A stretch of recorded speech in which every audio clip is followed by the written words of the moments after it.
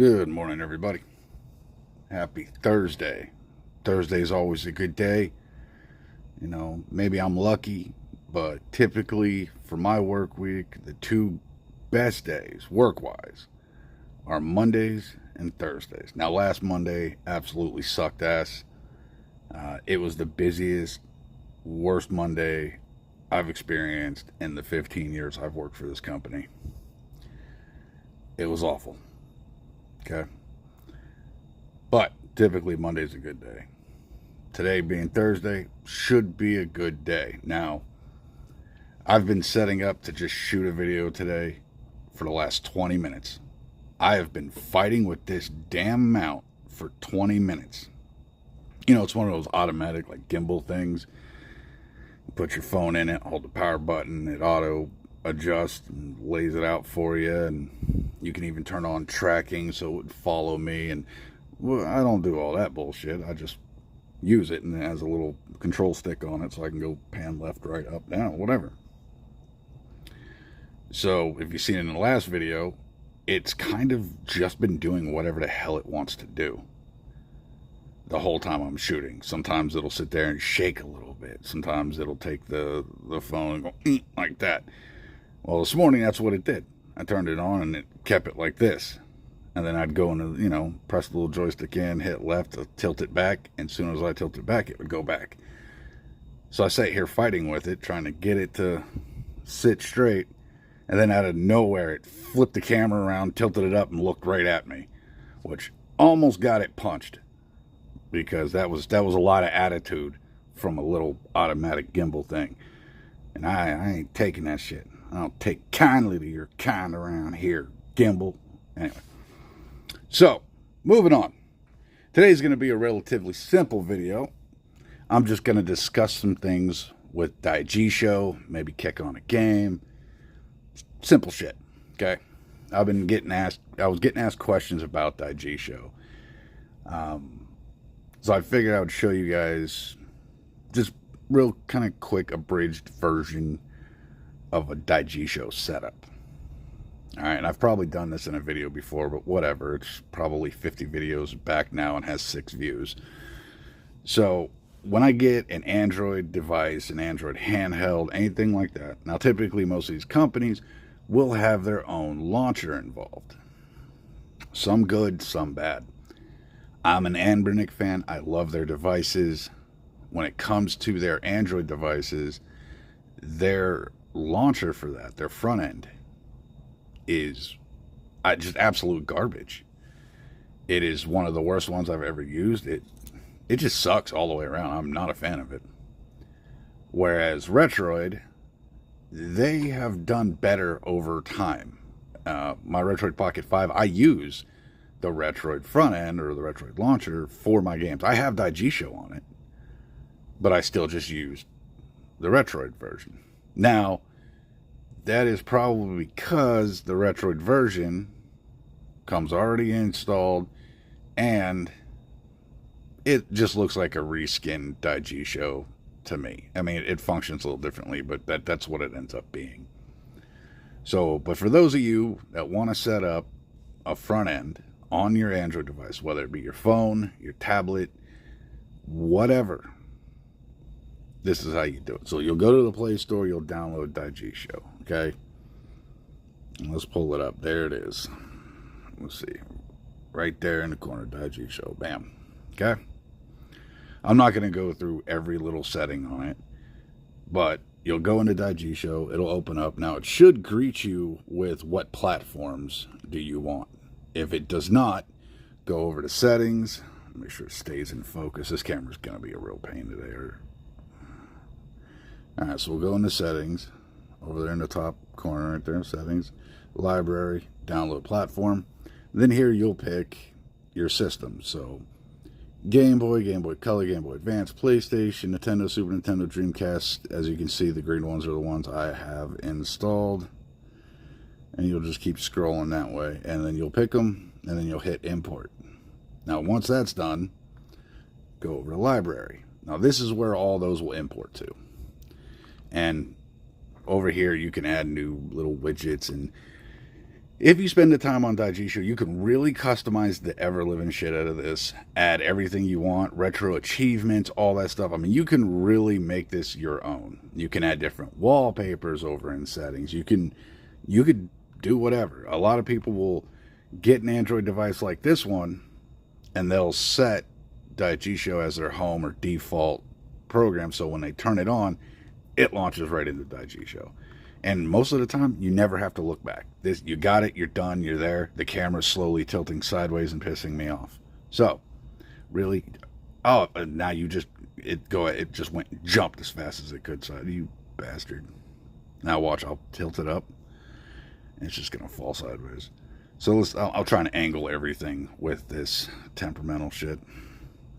Damn Decepticon sitting in front of me. Anyway, so once you got your platforms downloaded, and you're on this screen, this is the part a lot of people get stuck on. So if you have your ROMs already on the device or SD card, okay, and I always do the SD card. I save internal storage for everything else. You know, there's no telling what I'm going to want to do or what I'll run across. Maybe I want to play a bigger Android game. I want to save my internal storage for most of that, because when it comes to emulation, especially the lower end systems, you're fine just running them off the SD card. Now, it's always suggested with the higher systems, if you can go internal, go internal. Me, I don't have a problem. I play PS2 and GameCube off my SD card. It's perfectly fine. I don't notice a difference. So I save my internal storage. I go with external. So on the SD card, I have all my ROMs. Now, my folders are set up very simple. Since it's an Android device, you really don't have to do anything special, like stick the SD card in and find a setting to populate the SD card. It's an Android operating device, so it'll read the SD card. It'll read whatever the hell you put it on, or you can name the folders whatever the hell you want. So what I do is I put the SD card in the computer, make a folder that says, one says ROMs, one says BIOS. In the ROMs folder, I create the system folders I want, GB, GBC, GBA, PS1, whatever. Then I'll put my ROMs in there. So, of course, you know, PlayStation ROMs go in the PS1 folder, Game Boy in the Game Boy folder. Over in BIOS, I will label them most of the time, depending on if I'm going to do a bunch of different BIOS systems, or for different BIOS for different systems, so multiples, say more than 2, I'll actually make the folders. So I'll do, you know, in BIOS, GB, GBC, GBA, whatever. Most of the time, I just do PlayStation and PlayStation 2 BIOS files, so I don't really label them because I know which one is which. Okay, so now at this point, you have your SD card, or even, you know, internal. If you put them somewhere in internal, just make sure you know where they're at. But for the sake of argument, SD card. So you have your folders named to SD card, you put your BIOS on there, you got your ROMs loaded up, stick it in here, and now you're right here on Daijisho. You have your platforms downloaded, but you have not populated it with any games. Here's how you do that. So you'll go over to here to Path. Let me get this in the view. Don't do that. There we go. Okay, so you'll go to Path. Under Path, you'll typically, like right here, this is where I have it aimed. You are selecting your file path to find your ROMs. So if you hit add, so what we'll do is act like we don't have it. So I'm going to hit this upper corner. Now I can go Pocket DMG and look through my internal storage, or I can hit disk. Here we go. Now, once you start using an SD card, it'll automatically populate all the Android stuff, like alarms, Android, audiobooks, downloads, whatever. So look for your folder. There's mine, emulation. I'll hit that. So there's my BIOS. Now, here's all my ROMs. Okay? Now, in each one of these folders will be the corresponding ROMs. So GameCube, Game Boy, whatever. So we're under Game Boy. So I'll select Game Boy. There they are. Now, I don't have to go any further. Use folder, allow, and then once you get that done, you're going to hit sync. Now, if you are connected to Wi-Fi, while it syncs, see, now it's detected 65 new games in my library that I never updated. All right, So I went from 190 something to 262. And if you're connected to Wi-Fi, when you hit that sync button, God, it's really pissing me off, the camera's tilted. When you hit that sync button, it will automatically start scraping. I love that about Daijisho. Okay? I don't have to mess with box art. I just throw my ROMs on there, do the file path, hit sync, boom, it's going to find all my box art for me. It'll sit there, it'll run through the whole system, and now it's going to find box art based off the name of the ROM file. So if you have a ROM file that, say, has a number at the start of it, like 00157 Final Fantasy, it will not find a damn thing for that. You will have to fix the ROM file name. Now, most of the time, you have nothing to fix. Download, extract, put where you need to, boom, done. It'll read it. But if the person who, where you got it, added something crazy to it, added spaces, whatever, it'll have issues finding that box art. So, now, say you've already done this setup, you followed the instructions, you did the file path, you synced everything, scraped it, box art's done. You're having a great time now. You're playing on it, and you go, and you're like, oh shit, I want to add this game. You pull your SD card out, you stick it in your computer, you add new games to it, you come back, you stick it in, you load up Daijisho, the game's not showing up. That's simple. You've already told it where to go, so it should be in that folder. All you have to do is hit path and sync again. That's it. Path, sync, it'll find new stuff. When it finds new stuff, you'll see that right there. It says it's 65 new, that's 65 more games. Now once you're in here, there we go. Scraped all my box art. If it's still scraping, I'll get down to a game where you won't see box art. But look at that.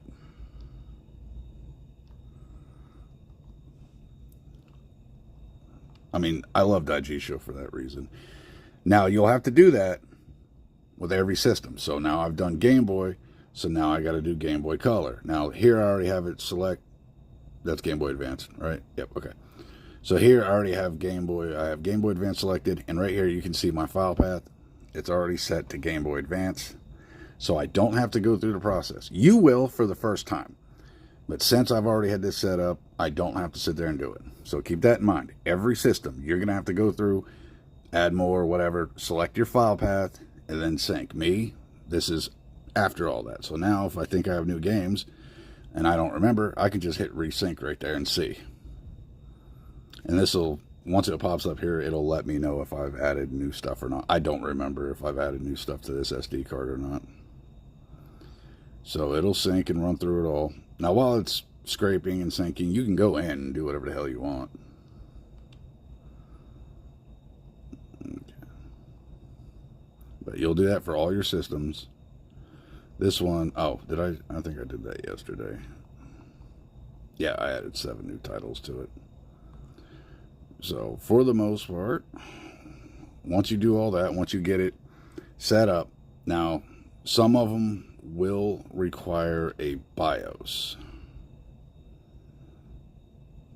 So, that, when it requires the BIOS, now, Daijisho itself won't require the BIOS, but the emulator you're using will. So, say for, like, PS2, I go into my library on PS2, it stays looking good. It stays Daijisho. However, I go to select the game, right?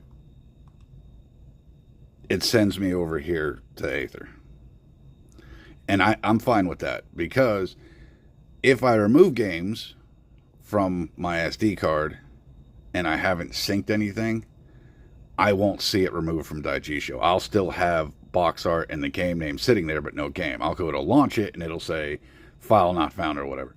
So for something like PS2 where I kind of change games out really quick, I like it like this. It's perfectly fine. But in here, you'll open that up and you see start BIOS and all that. You're pretty much doing the same thing with most of these. You are just pointing the emulator or front end in the direction of your files or your BIOS. Now, I can't really go through the BIOS stuff because that's kind of an iffy thing, you know what I'm saying? Though there's a good chance I'll get some kind of notice or warning on my damn channel for showing everybody how to do BIOS. They're very, very picky about BIOS. So, and I mean, if I slipped up and told you where to get certain things, they probably wouldn't care. If I slipped up, told you where to get BIOS, yeah, it's going to be a problem.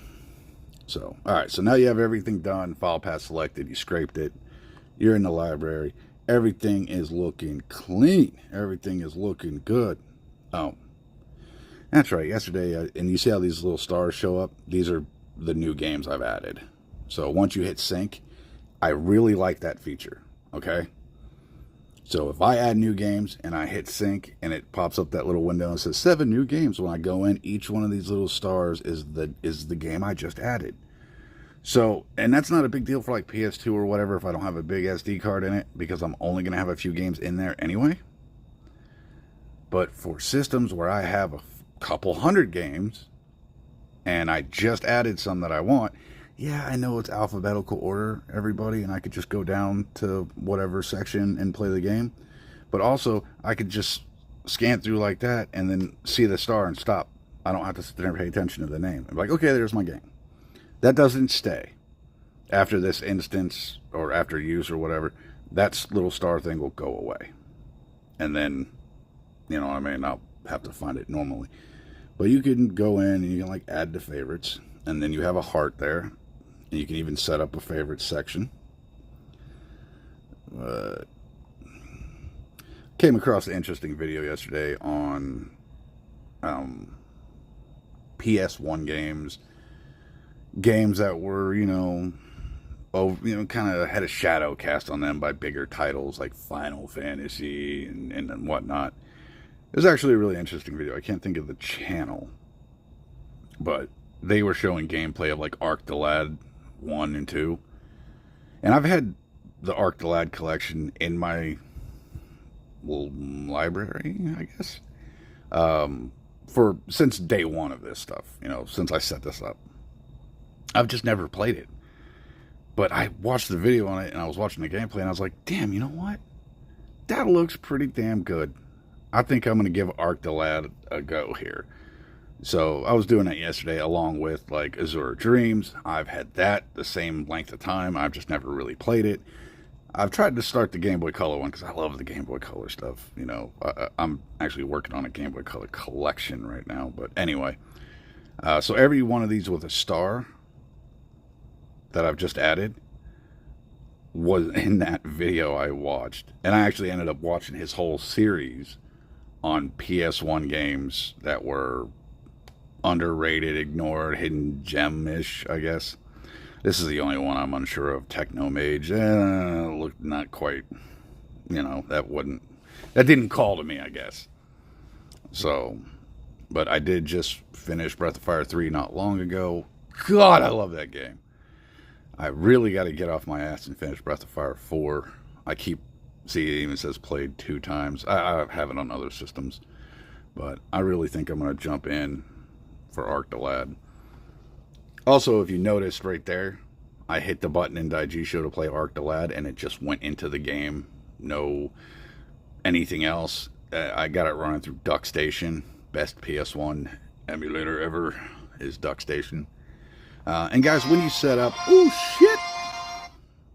I forgot how loud this is. I mean, that was only right there, Gotta love my Pocket DMG. All you haters out there, get some! Fuck your classic. Anyway, so when you set up a new device, Android-wise, do yourself a favor.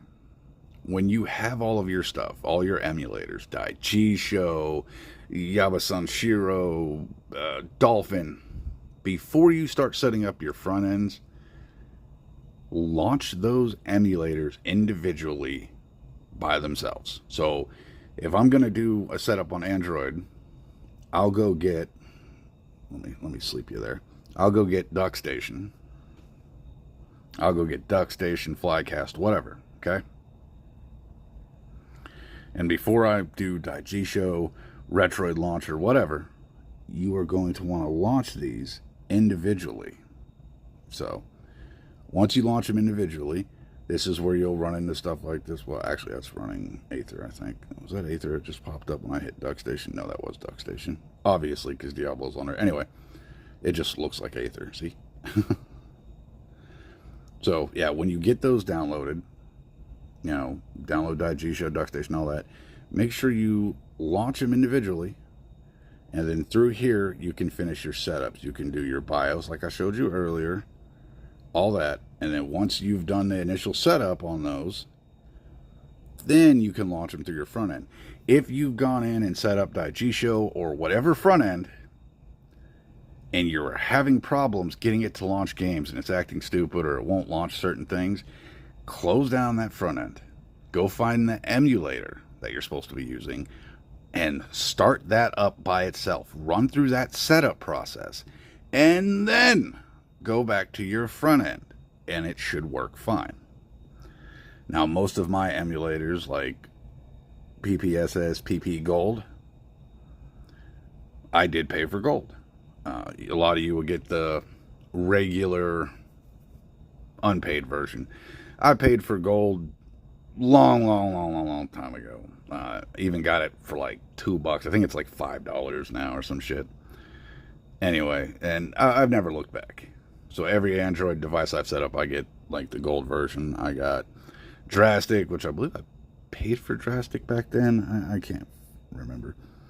So, all right, everybody. Well, there's kind of your Daijisho setup, walkthrough, tutorial. If you run into issues with Daijisho, hit the comments. Let me know. I'll do my best to help you out. And that's kind of why I made this video. I had someone asking. They were working on it through a tablet. And since these are all Android-based, it's the same shit, except I got a built-in controller. So hopefully it's helped you. And that's the biggest part of it is setting that file path, starting your emulators first. You do it in the right order, you'll have no problems. You'll streamline the hell out of this. And when you're done setting up the device, because most people's favorite game to play in this hobby is new device setup. And after they get it set up, they're like, damn, this device is cool. And then they shelf it.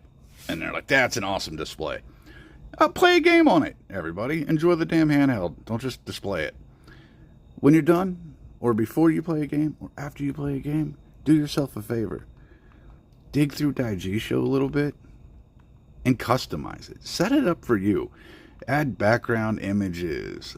Get set up for retro achievements. So if you don't know what retro achievements are, it's pretty much the Xbox achievement thing. You see the Microsoft thing, so you're playing an Xbox game and it's like, you've killed 5 enemies real fast, plus 10 points. You set up retro achievements on their website. You'll have a login, connect, and then if you connect to Wi-Fi, you'll go through retro achievements, do your login, and you can have retro achievements on a lot of your devices now. So you'll be playing old games from like Nintendo or whatever, and while you're playing it, all of a sudden, boom, achievement.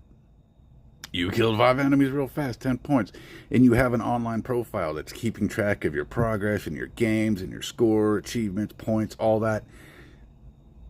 It's a fun little system to add, okay? It really is. It adds a whole nother layer to this hobby. And a lot of you may enjoy that. So please, look up retro achievements, get you an account set up, and watch this shit happen. I mean, you're really going to enjoy it. There's a lot more to this hobby than you would think, besides just the perceived complexity of setting this up. They're really not that hard. Take the time to learn, you know what I mean? And get this right. And the more you learn, the more you get into this and learn how to do this stuff yourself, you all of a sudden don't have to worry about, does it have this game if I buy it? I see that all the time. I would buy this device, but I know it doesn't have whatever on it. It's all to us in this hobby. We don't care about that because we know what we're doing. I don't have to worry what it has. I buy my handhelds without SD cards if it's an option. Do that shit yourself. I say it all the time. All right, guys, let's wrap this up. Got to open up shortly. So hopefully you guys have a good Thursday. Hopefully everything goes good. If you were stuck with Daijisho and this helped you out, let me know in the comments.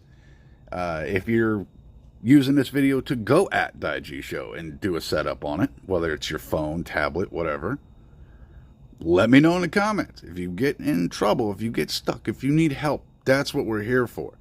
And everybody, if someone comments on a video and they're stuck, you can answer. Act as a community. If you know how to help them, you can respond to them too. Okay? If I don't see it, and I try to keep up with my comments, I'll try to answer quick. But if you see a comment and I haven't responded, or even if I respond wrong, man, correct it. Get in there. Let's help each other out. All right? We need to work together on some shit, guys. All right, so you guys have a good Thursday. I will see you in the next episode.